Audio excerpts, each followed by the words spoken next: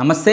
Allu Arjun case విషయంలో commissioner పైన మానవ హక్కుల సంఘం చాలా సీరియస్ అవ్వడం జరిగింది. అసలు మీరు ఈ ఘటన జరుగుతుంది, మినిమం ప్రికాషన్స్ కావచ్చు ఆయన వస్తున్నప్పుడు తీసుకోకుండా మీరు ఆయన ఎందుకు రానిచ్చారు అని కూడా తీవ్రంగా ఆగ్రహం వ్యక్తం చేయడం జరిగింది. సో దీనిపైన అసలు ఏం జరుగుతుంది ఒకసారి మాట్లాడే ప్రయత్నం చేద్దాం. మనతో పాటు high court advocate Immaneni Ramarao sir ఉన్నారు, ఒకసారి మాట్లాడదాం. నమస్తే సార్. నమస్తే. అసలు ఇంతకుముందే మనం విన్నాము, చాలా సీరియస్ అయినట్టు తెలుస్తుంది ఉమెన్ కమిషన్. సో ఇంకా ఏం జరగబోతుంది నెక్స్ట్? ఇప్పుడు మొన్న కూడా మన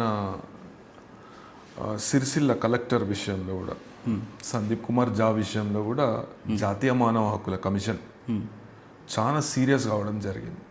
ఏ విధంగానైతే ఒక కుక్కలు ఒక ఆమెను ముసలామెను పాపం పండుకున్న ముసలామెను ఆమె అనారోగ్యంతో ఒక బిమార్ పడితే కుక్కలు పీక్క తిన్నాయి ఆమెను.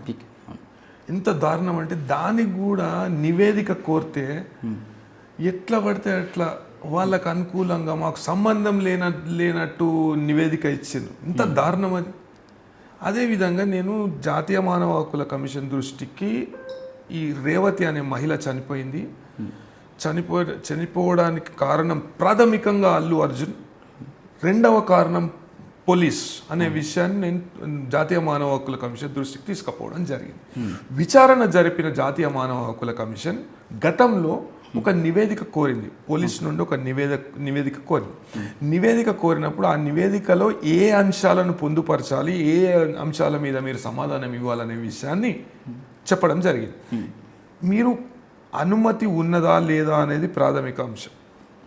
నేనేం కోరినా, అనుమతి లేకున్నా కానీ పోలీస్ వాళ్ళు ఏమంటారంటే మేము అనుమతి ఇవ్వలేదు, వాళ్ళు అనుమతి అడిగితే అనుమతి కొరకు ప్రయత్నం చేస్తే మేము ఇయ్యము అని స్పష్టంగా లిఖితపూర్వకంగా చెప్పినామని అంటారు.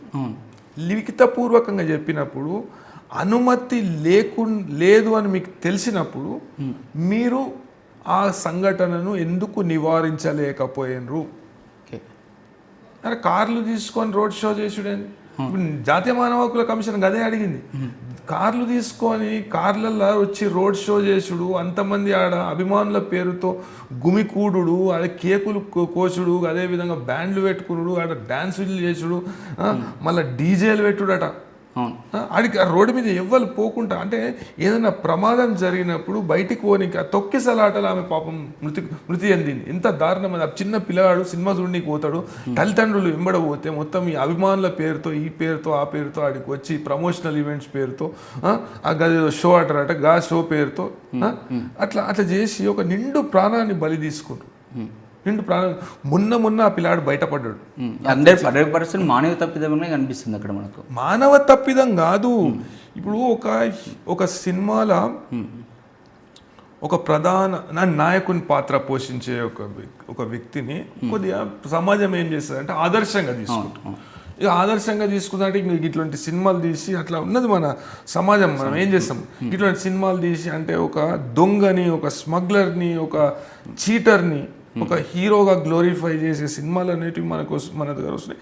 గసొంటి సినిమాల ప్రమోషన్లో, గసొంటి సినిమాల ఈవెంట్లో ఇటువంటి సంఘటనలు అనేవి జరుగుతున్నాయి. అయితే గతంలో విచారణ చేపట్టిన జాతీయ మానవ హక్కుల కమిషన్ చిక్కడపల్లి ఇన్స్పెక్టర్ నుండి, అదేవిధంగా ఏసీపీ నుండి, అదేవిధంగా డీసీపీ నుండి ఒక నివేదిక కోరడం జరిగింది. ఆ నివేదికలో మీరు ఈ పలానా అంశాలు అనేటివి మీరు పొందుపరచాలి, ప్రాథమికంగా అనుమతి ఉందా లేదా, అనుమతి ఉంటే ఎప్పటి నుండి ఎప్పటి వరకు ఉన్నది, రోడ్ షో చేయడానికి అనుమతి ఉందా, అదేవిధంగా లోపల డీజేలు అవి పెట్టడానికి అనుమతి ఉందా.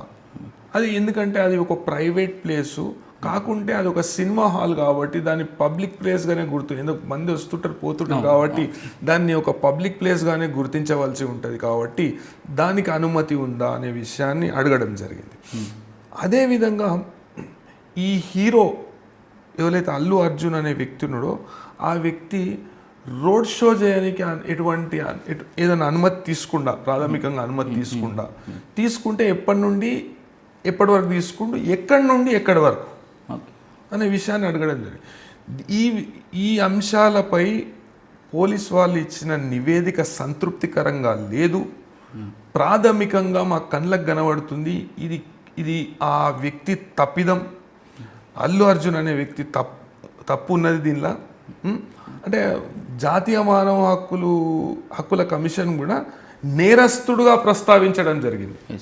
అంటే ఆర్డర్లో అల్లు అర్జున్ ఈ నేరస్తునికి సహకరించిన పోలీసు లేకుంటే నిర్లక్ష్యం వహించిన పోలీసుని ఏం చేయవచ్చు అనే విషయాన్ని కూడా దాంట్లో ప్రస్తావించడం జరిగింది.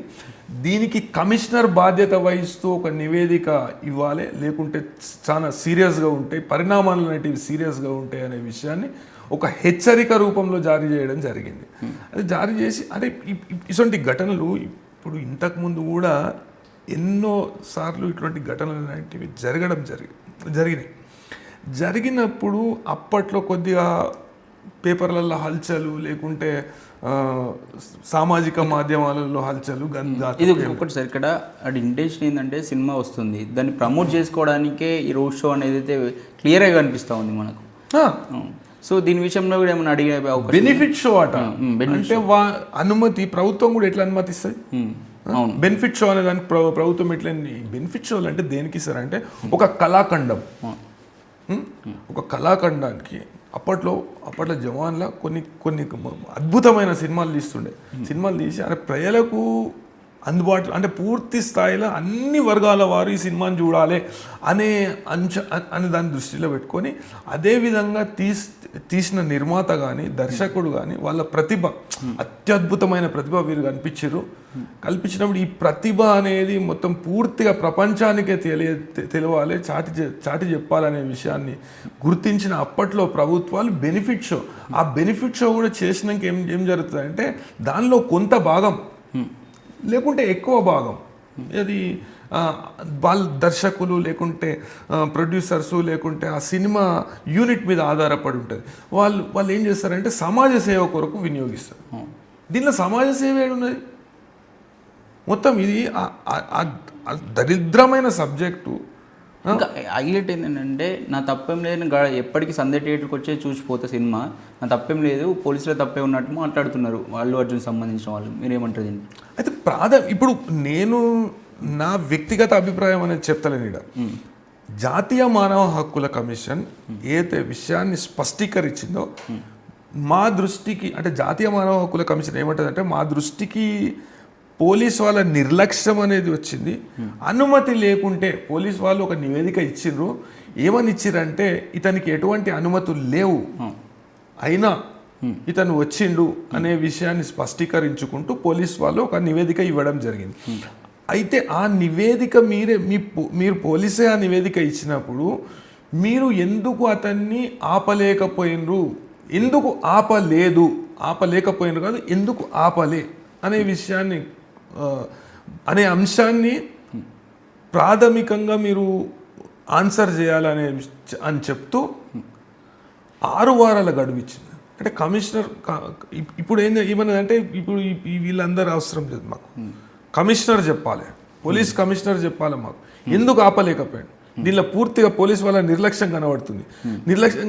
అది అంటే అధికార దుర్వినియోగమా, నిర్లక్ష్యమా, లేకుంటే అవినీత, ఏదో దీనిలో ఈ అంశాలు చెప్పాలి. ఒక వ్యక్తి మీరు పర్మిషన్ ఇవ్వలేదని అయితే ఆ వ్యక్తి ఆడికి రావడం వలన తొక్కిసలాట జరుగుతుందని మీకు ముందే తెలుసు. అదేవిధంగా ప్రజల మధ్యలో అంటే ఆ తొక్కిసలాటలో ఏమైనా ఇబ్బందికరమైన వాతావరణం ఎదురవుతుందన్న విషయాన్ని కూడా మీకు తెలుసు. అదేవిధంగా మీకు తెలియదు అని మీరు చెప్పలేరు. మీ ఇంతకుముందు ఇంటెలిజెన్స్ కూడా ఉంటుంది కదా సార్, వీళ్ళకి తెలియకపోవడం. ఇంటెలిజెన్స్ వ్యవస్థ ఫెయిల్యూర్ అయిందా? అంటే పోలీస్ శాఖను పూర్తిగా ఇంటెలిజెన్స్ కానీ లేకుంటే లా అండ్ ఆర్డర్ కానీ ట్రాఫిక్ అని మొత్తం అన్ని సంయుక్తంగా మనం పోలీస్ శాఖ అంటాం. అయితే ప్రాథమికంగా జాతీయ మానవ హక్కుల కమిషన్ ఒక ప్రశ్న వేయడం జరిగింది పోలీస్ వారు. మీకు ఈ నివేదిక అంటే గతంలో వేసిన నివేదిక ప్రకారం మీకు పర్మిషన్ అనేది మేము ఇవ్వలేదు, అతనికి పర్మిషన్ లేదు అనే విషయాన్ని మీకు తెలుసు. తెలిసిన బాధ్యతాయుతంగా మెలగవలసిన పోలీస్ ఎటువంటి కనీస బాధ్యత లేకుండా మేము అనుకోలేదు ఇటువంటి సంఘటన జరుగుతుంది అనే విషయాన్ని మీరు చెప్తూ ఒక నిర్లక్ష్యపూరిత ధోరణి అనేది మీరు అంటే చూపెడుతుండ్రు. మీలో ఒక నిర్లక్ష్యం కనబడుతుంది. అందుకే మీ పై అధికారి అయిన కమిషనర్ను మేము ఆదేశిస్తున్నాం, ఈ నివేదిక సమర్పించండి. మేము చెప్పిన అంశాలన్నీ పూర్తిగా దీనిలో విపులంగా చెప్పుకుంటూ దాని మీద నివేదిక సమర్పించండి అనే విషయాన్ని తెలియజేస్తూ 6 వారాలకు వాయిదా వేసి. ఓకే, తర్వాత ఒకవేళ సాటిస్ఫై కాకపోతే హ్యూమన్ కమిషన్, సో నెక్స్ట్ ఏం జరగబోయే అవకాశం ఉంటుంది? కమిషను వ్యక్తిగతంగా హాజరు అంటే తమ కమిషన్ అధికారాలను వినియోగించి వ్యక్తిగత హాజరుకు కూడా ఏ అధికారిని అయితే నిర్దేశించిందో ఆ అధికారిని వ్యక్తిగతంగా హాజరుపరుచుకునే అధికారం కూడా కమిషన్కు ఉంటుంది. అదేవిధంగా ప్రభుత్వానికి ఈ అధికారి నిర్లక్ష్యంగా వ్యవహరిస్తుండు, ఈ అధికారి బాధ్యత లేకుండా వ్యవహరిస్తుండు అనే విషయాన్ని ప్రభుత్వానికి చెప్పి చర్యలు తీసుకోమని సిఫార్సు చేసే అధికారం కూడా కమిషన్కు ఉంటుంది. చర్యలు పక్కా ఉండే అంటారు. తప్పకుండా చర్యలు తీసుకుంటారు. అయితే కమిషన్ దీనిలో గుర్తించింది, పూర్తి స్థాయిలో ఎంక్వైరీ చేసి మన జాతీయ మానవ హక్కుల కమిషన్ గుర్తించింది. అప్పట్లో రాష్ట్ర మానవ హక్కుల కమిషన్కు పూర్తి స్థాయిలో చైర్పర్సన్ లేని కారణంగా జాతీయ మానవ హక్కుల కమిషన్ నేను వేసిన పిటిషన్ని నంబర్ చేయడం జరిగింది. జాతీయ మానవ హక్కుల కమిషన్ విచారణ చేపట్టడం జరిగింది. దీనిలో ఒక నిండు ప్రాణం పోయింది. అయితే నిర్లక్ష్యపూరిత ధోరణితో అయితే అల్లు అర్జున్ కూడా నిర్లక్ష్యపూరిత ధోరణితో ఒక 2-3 రోజులు ఎట్లా పడితే అట్లా సమాధానాలు చెప్పడము, మీ ప్రెస్ మీట్ పెట్టి నాకు ఎటువంటి సంబంధం లేదు, నేను అంత సరిగా అన్ని అనుమతులు తీసుకున్నా అని చెప్పడము, అదేవిధంగా అతని వ్యవహార శైలి అనేది అభ్యంతరకరంగా ఉండడము, అవన్నీ మనం చూస్తూనే ఉన్నాం. అయితే దీనిలో జాతీయ మానవ హక్కుల కమిషన్ పూర్తి స్థాయిలో ఒక ఎంక్వైరీ జరిపి ఆ ఎంక్వైరీలో ఏం తేలిందంటే అనుమతి లేకున్నా నేరస్తుడు అని ప్రస్తావించడం జరిగింది. నేరస్తుడు ఎటువంటి ముందస్తు అనుమతి తీసుకోకుండా, పోలీసు వాళ్ళను ఖాతరు చేయకుండా ఎట్లా పడితే అట్లా ఒక రోడ్ షో అనేది ఆడ కండక్ట్ చేయడం అనేది మా దృష్టికి వచ్చింది అనే విషయాన్ని జాతీయ మానవ హక్కుల కమిషన్ చెప్పింది. అదేవిధంగా మీరు దానికి ఎటువంటి ముందస్తు అనుమతులు లేకున్నా మీ వ్యవహార శైలి నిర్లక్ష్యపూరితంగా ఉన్నది, మీరు దాన్ని నివారించేది ఉండే, మీరు ఆపేది ఉండే, లా అండ్ ఆర్డర్ని కంట్రోల్ చేసేది ఉండే, శాంతి భద్రతలు అనేటివి మీ బాధ్యత కాబట్టి మీరు కంట్రోల్ చేసేది ఉండే, మీరు కంట్రోల్ చేయలేదు కాబట్టి దీనిలో మాకు కొద్దిగా మీ ప్రవర్తన మాకు అనుమానం రేకెత్తిస్తుంది అనే విషయాన్ని కూడా చెప్పుకుంటూ కమిషనర్ను మీ రిపోర్ట్తో అంటే కింది స్థాయి అధికారుల నివేదికతోని మేము ఏకీభవిస్తలేము, అదేవిధంగా ఇది సంతృప్తికరంగా లేదు కాబట్టి కమిషనరు దీని మీద ఈ అంశాల మీద మేము ప్రస్తావించిన అంశాల మీద పూర్తి స్థాయిలో నివేదిక ఇవ్వాలి అని 6 వారాల టైం ఇచ్చింది. Okay sir, thank you sir. నమస్తే. రైట్, కమిషనర్ మరి ఏం నివేదిక సమర్పిస్తుందో చూడాల్సి ఉంది. చూస్తూనే ఉండండి మన తొలి వెలుగు.